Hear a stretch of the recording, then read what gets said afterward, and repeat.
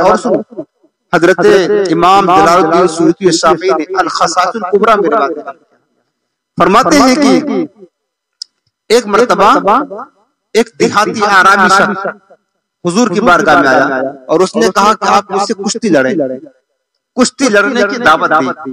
اسی محفل میں حضرت امیر معاویہ موجود تھے، انہوں نے کہا یا رسول اللہ ہمیں اجازت دے، ہم اس دیہاتی سے کشتی لڑیں گے۔ سرکار نے فرمایا کہ معاویہ جا تو لڑ۔ حضرت امیر معاویہ گئے لڑنے کے لیے، تو میرے آقا نے دعا کیا فرمایا؟ سرکار نے فرمایا کہ اللہ یہ میرا معاویہ ہے، یہ کبھی مغلوب نہیں ہوگا، کبھی شکست نہیں کھا سکتا، کبھی ہار نہیں سکتا، ہمیشہ یہ غالب ہی رہے گا۔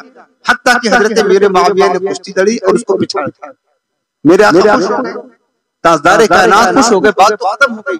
لیکن یہ روایت جو میرے آقا نے دعا دی تھی میرا معاویہ کبھی شکست نہیں کھا سکتا، کبھی مغلوب نہیں ہو سکتا ہے، اور تاریخ نے دیکھا جب تک کہ آپ کی حکومت قائم رہی 40 برس تک اسلام کی شان و شوکت بلند رہی، فتوحات ہوتی رہی، کئی ملک کئی شہر حضرت میرے معاویہ نے فتح کیا، کتنی جنگیں کی ہیں، جہاد کیا ہے، خود تاجدار کائنات کی رفاقت میں بھی حضرت امیر معاویہ نے جہاد کیا، اور حضور کی وصال کے بعد بھی جہاد کا سلسلہ جاری رہا۔ بہت سلطنت اسلامیہ میں جو ہے نا وسعت ہوئی حضرت امیر معاویہ کی حکومت کی برکت سے۔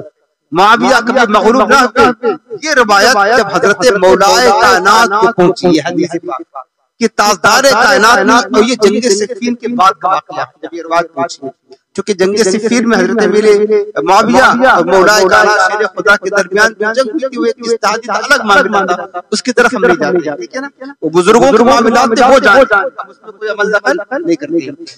جنگ صفین کے بعد حضرت مولا کائنات کو جب یہ روایت پہنچی کہ تاجدار کائنات نے، میرے آقا نے امیر معاویہ کے بارے میں یہ فرمایا ہے کہ معاویہ کبھی مغلوب نہ ہوگا، حضرت علی نے کہا خدا کی قسم اگر یہ روایت مجھے جنگ سے پہلے معلوم ہوتی میں کبھی بھی معاویہ کے مقابلے میں نہ جاتا، کبھی بھی معاویہ کے مقابلے میں نہ جاتا، ٹھیک ہے نا۔ یہ حضرت مولا کائنات کا نظریہ تھا۔ اس کے بعد حضرت امیر معاویہ کے بارگاہ میں حضرت امیر معاویہ کے سامنے جب یہ روایت پہنچی، میرے آقا کریم السلام نے فرمایا حضرت علی کی فضیلت فرمایا کہ علی تو میری بارگاہ میں ویسے ہی ہے جیسے کہ موسیٰ علیہ السلام کے لیے فرعون کا مقام تھا، وہ موسیٰ علیہ السلام کے لیے حضرت ہارون کا مقام تھا۔ حضرت ہارون نائب تھے، موسیٰ علیہ السلام پیغمبر۔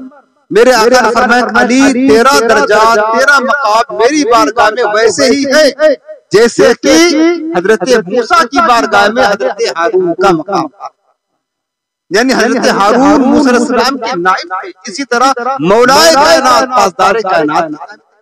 یہ روایت جب حضرت امیر معاویہ کو پہنچی نا، انہوں نے حضرت سعد بن ابی وقاص سے کہا سعد یہ کس کی فضیلت بیان کرتا ہے؟ اور انہوں نے کہا مولا کائنات شیر خدا کی فضیلت ہے۔ کہا قسم کھا اس بات پر کہ تاجدار کائنات نے یہی فرمایا؟